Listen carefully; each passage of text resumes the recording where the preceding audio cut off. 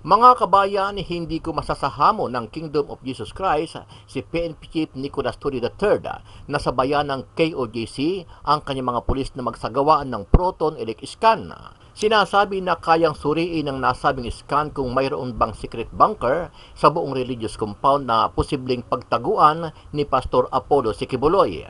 Nauna ng hinamo ni KOJC Legal Counsel Attorney Israelito Torion si Torre na pumirma sila ng kasunduan na aalis ang lahat ng pulis sa KOJC compound oras na magnegatibo sa proton elect. Masyado namang tricky question yun. Hindi naman po pwede yun i-surrender namin ang buong operation dahil lang sa isang napili ni Atty. Torion na instrumento. So you're saying that you're afraid, sir, of the challenge by Atty. Torion? We have a lot of instruments, MJ, and I will not allow that we will be tricked into that corner by your lawyer and debunk all others of all other equipment. That's why we brought more redundancy. Kung matatandaan, tahasang itinanggi ni Torre na may ginawa silang hukay sa loob ng KOJC compound matapos maglabas si Torion ng mga litrato bilang ebidensya. Ayon kay Torre, aligasyon lang ni Atty. Torion ang lahat ng iyon kahit siya ay kayang gawin ang nasabing litrato sa pamamagitan ng Photoshop.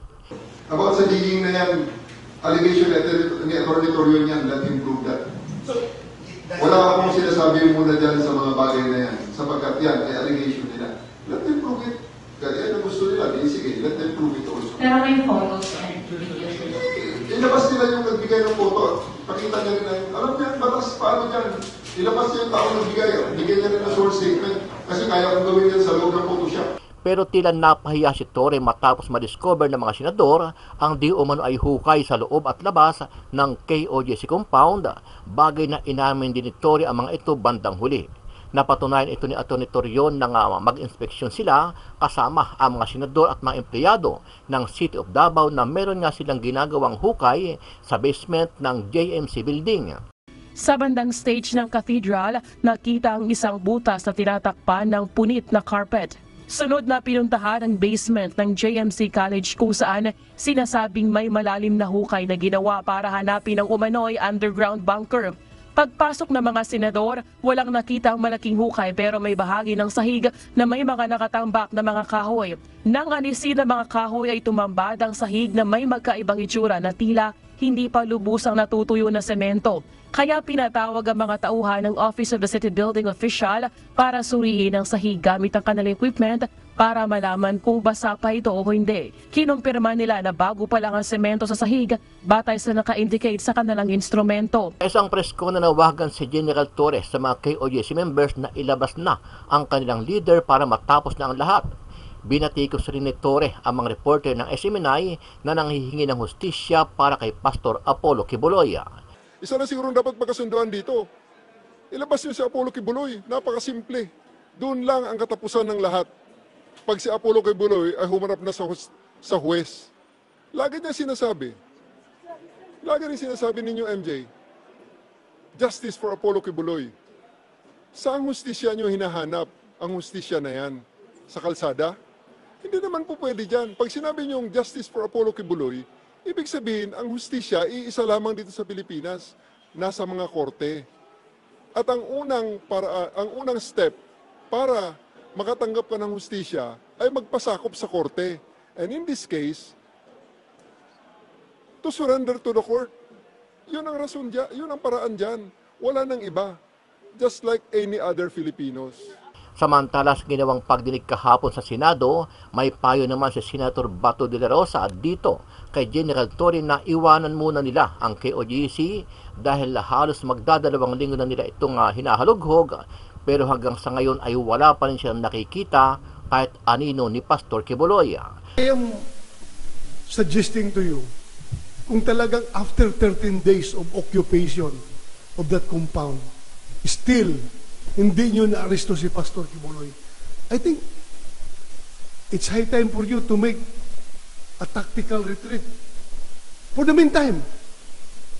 Huwag mong gawin na rason na napasubo na kami dito. Tuloy-tuluyan na namin ito, sir, dahil napasubo na kami.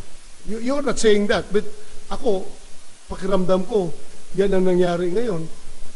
Napasubo na kayo dyan kahit hindi niyo nakikita. Si Pastor Kibuloy, tuluyuan na lang ninyo. Ayaw na niyo umalis.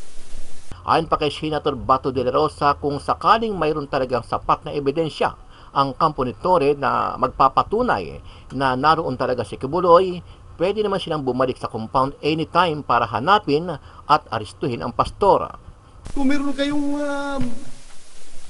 mabigat na informasyon na nandyan talaga si Pastor, pasukin nyo, arestuhin nyo.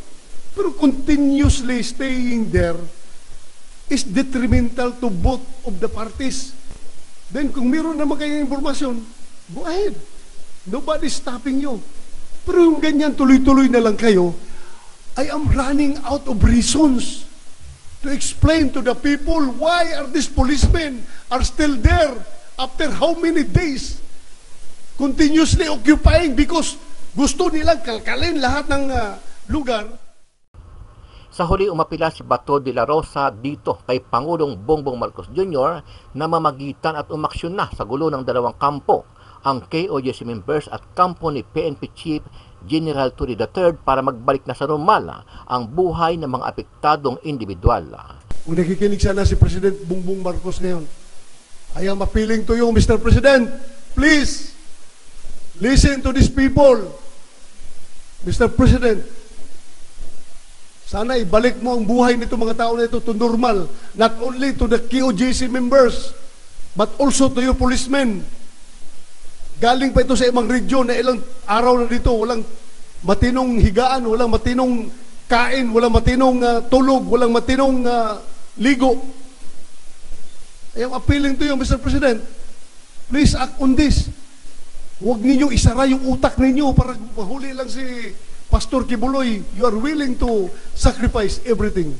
Ano ang masasabi mo dito, kabayan? Sama-sama nating panuorin ang buong video at pakicomment nyo po ang inyong mga reaksyon at sariling opinyon. Pero bago yan, muli po ako nag-iimbita sa mga hindi pa po nakasubscribe sa ating channel na Kabayan News PH, pakipindot po ang subscribe button at pakiclick na rin ang notification bell para lagi kayong updated sa mga bagong upload natin na legit at napapanahong balita. Maraming pong salamat. Kinumpirma ng Office of the City Building Official na talagang bagong semento ang nakita ng mga senador kanina at ilang mga kinatawan ng media doon sa basement ng JMC building. At update naman dito sa Senate hearing ay ongoing pa rin ang pagpresenta ng KOJC sa kanilang side patungkol dito sa operasyon ng PNP. Hindi pa natin naririnig itong side ng PNP. Pagkatapos kasi ng KOJC ay ito namang side ng PNP ang kanilang sasagutin ang lahat ng mga akusasyon ng KOJC.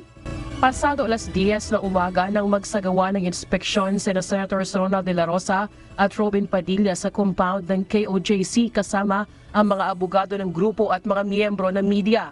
Habang nag-iikot sa compound, kapansin-pansin na kumpara sa mga nakalipas na araw ay mas kaunti ang bilang ng mga pulis sa loob ng compound kanina at wala na ring nakaharang na tropa sa ilang gusali doon.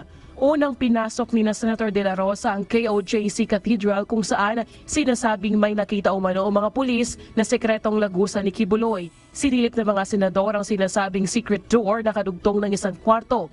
Ito yung sinasabi ng KOJC na holding room umano ni Kibuloy kapag magsasalita sa pagtitipon.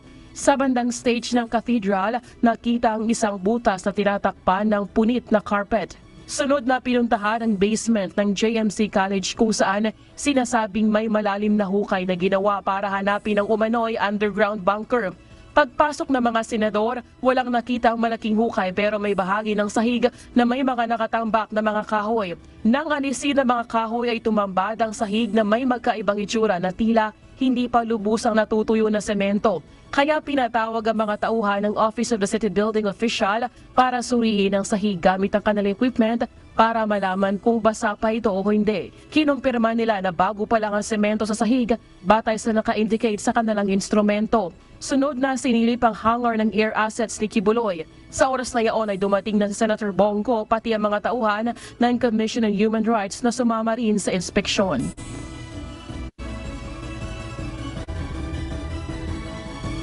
Alauna ng hapon nang magsimula ang joint public hearing ng Senado sa Sangguniang Panglungsod at nag-face off sa pandinig sina PRO Davao Director Brigadier General Nicolas Torre III at ang mga kinatawan ng KOJC sa pagdinig nagpalitan ng paratang ang dalawang panikinggil sa paglusob ng mga pulis noong madaling araw ng August 24. I would like to get the commitment of the PNP. Ano ba talaga? Are you willing to sacrifice the future of the children ng mga estudyante? Hindi sila makapag-aral dahil sa continued presence niyo dyan sa area? Sir, we are not preventing them. Ha? We are not preventing them to continue with their Yeah, daily you're not activities, preventing them, but kung ako ang estudyante, hindi ako mapasok dyan na ganyan kadaming pulis. Hindi ako papasok dyan. Ako teacher, hindi ako komportable na magkaklase dyan kung ganyan kadaming pulis sa loob. I think more than me, sir, there's one person that we can ask to end all of this, sir. And I think we know who he is. Because Kaya nga, your quest for the arrest of Pastor Kibuloy would mean sacrificing everything. Yung mga bata na nag-aaral, yung mga tao na nakatira dyan, ganun ba? So you will continue to stay.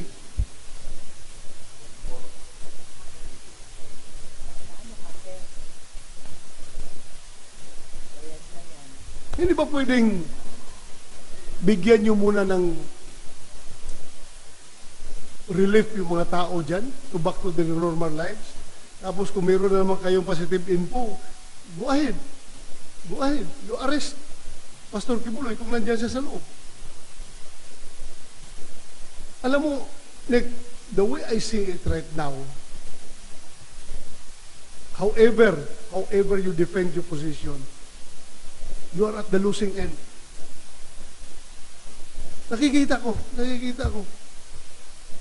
And I think, I am suggesting to you, kung talagang after 13 days of occupation of that compound, still, hindi nyo na-aresto si Pastor Kibuloy, I think, it's high time for you to make a tactical retreat. For the meantime, huwag mong gawin na rason na napasubo na kami dito, tuloy-tuluyan na namin ito, sir, dahil napasubo na kami. You're not saying that, but ako, pakiramdam ko, yan ang nangyari ngayon. Napasubo na kayo dyan kahit hindi nyo nakikita. Si Pastor Kibuloy, tuluyan na lang ninyo. Ayaw na ninyo umalis. Alam mo,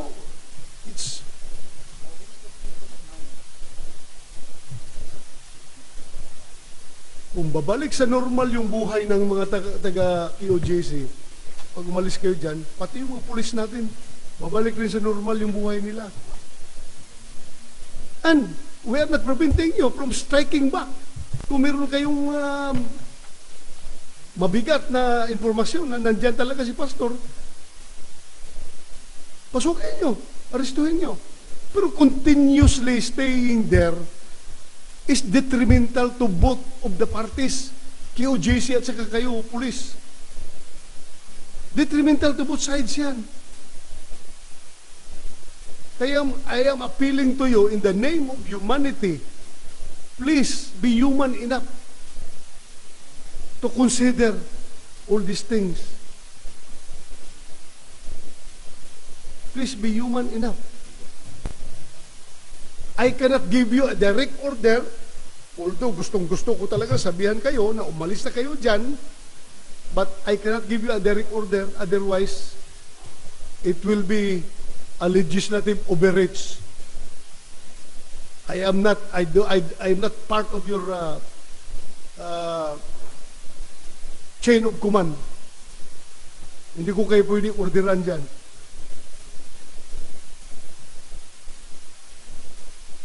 But as part of our oversight function over you, we have all the reason in this world to give you our advice, our recommendation, how to do things properly in the name of humanity.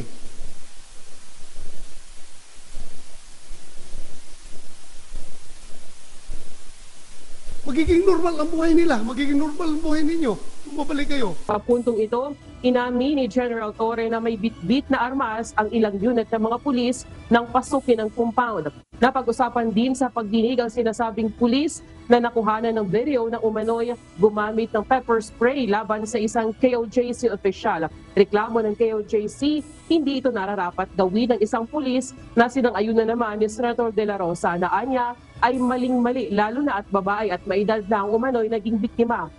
Then kung meron naman kayong informasyon, go ahead. Nobody's stopping you. Pero yung ganyan, tuloy-tuloy na lang kayo, I am running out of reasons to explain to the people why are these policemen are still there after how many days continuously occupying because gusto nilang kalkalin lahat ng lugar. Ay,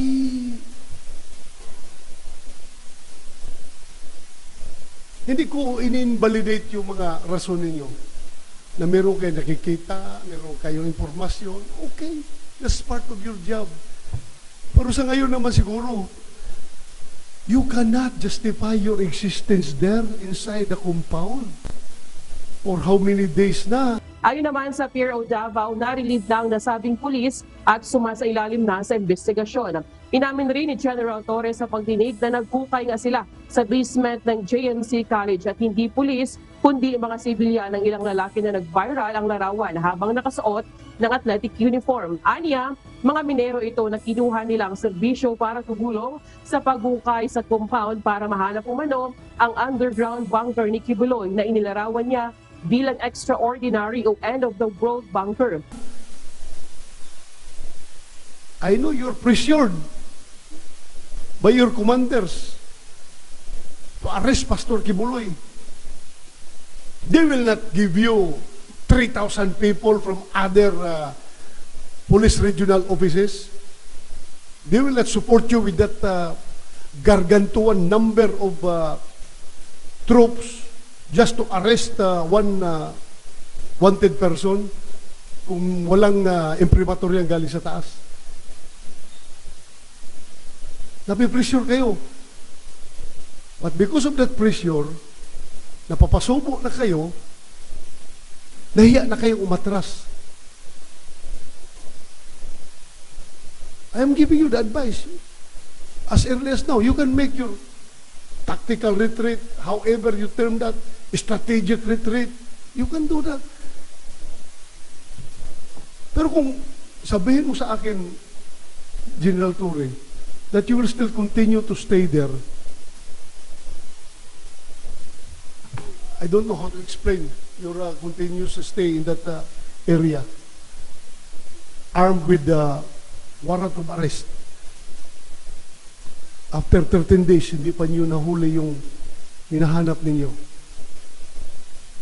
I am running out of reasons. I am running out of justifications. I want to help you. I want to help you justify your actions. Dahil mga tao ko kayo dati. I'm trying to help you. I am trying to justify your actions, but I am running out of justifications. Ngayon sabihin mo, tuloy-tuloy niyo pa. Well,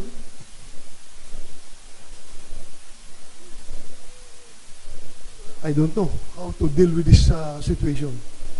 Paliwanag naman ng NAPOLCOM, patuloy pa rin naman ang pagpapatupad ng warrant of arrest ng PNP, kaya maaari umano silang manghingi ng tulong sa mga civilian kung sa tingin ng PNP na may sapat sila na batayan na positibong nasa ibaba ng lupa si Kibuloy. Kung nakikinig sana si President Bongbong Marcos ngayon, I am appealing to you, Mr. President, please, listen to these people.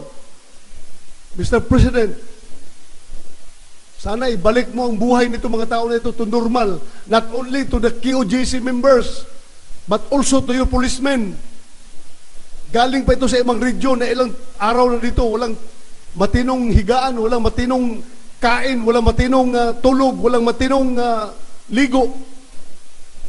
I am appealing to you, Mr. President. Please act on this. Huwag ninyong isara yung utak ninyo para mahuli lang si Pastor Kibuloy. You are willing to sacrifice everything. Ayon naman sa Integrated Bar of the Philippines, maaari lamang humingi ng tulong sa mga civilians kung aktong huhulihin ang isang suspect, hindi sa paghahanap ng arestado. Inamin rin ni General Torres sa pagdinig na wala silang hawak na permit mula sa kinauukulang government agency para maghukay sa compound. That's only an appeal. I hope you are listening.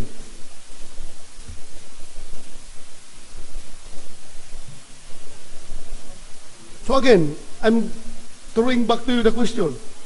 How long do you intend to stay there? Sir, same with the commitment earlier. We won't stop until we arrest Apollo Kibuloy, sir. We believe he is in KOJC compound and we will look for him. If only the KOJC members will cooperate with us, leave us alone what we are doing, we're not hurting them. Iginit rin ng general na may paliwanag at sapat silang dahilan sa ipinatupad nilang mga operasyon para mahanap si Kibuloy at 4 pang co-accused nito. Samantala, na-question din ni Senator De La Rosa ang paggamit ng LRAD o Long Range Acoustic Device ng PNP sa panahon umano ng pananalangin ng KOJC members. We're not hurting them. They are the ones impeding us. We want to go into a building, why impede us? Stay away. It's not you that we're targeting. We are looking for Apollo Kibuloy, Crescente Canada, Ingrid Canada, Sylvia Simanes, and Roy. What's the first name? Roy. Jacqueline Roy. Those are the people that we're interested in. We're not interested in Dr. Badoy. We're not interested in Marlon Acobo. We're not interested in Banat Bay. We're not interested in anybody except for the 5. Let us look for them freely in these areas. They say that these are sacred grounds. We see that, anyway, sir, this is really of no point of debating, considering that the court order still subsists, and it will be a great dereliction of our duty if we will stop and we will not comply with the court order. We have positive information that Mr. Kibuloy is in the compound, and you have seen the challenges that we faced in the past 13 days.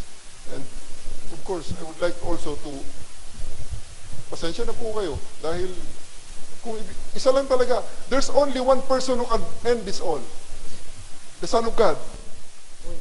Claiming to be the Son of God. Kasi nga naman, ang Son of God, nakilala ko, na nabasa ko sa libro, nagpapako sa krus para sa kanyang mananampalataya. Sana naman, ito Son of God, sa ngayong ito, kantek na kadyals, hindi niya kailangan magpapako sa krus. You are also a son of God. I am also a son of God. Yes, Everyone here is a son of God. A daughter of God. You did not emphasize that. Everyone is. Lahat tayo dito, anak ng Panginoon. Sir. And also, sir, may I take this chance? Okay. Maybe the KOJC has the impression that I take joy and pride in doing this. Pride maybe because I'm doing my job, but I don't take any joy in this. My children are harassed by KOJC. They know my house. They've been delivering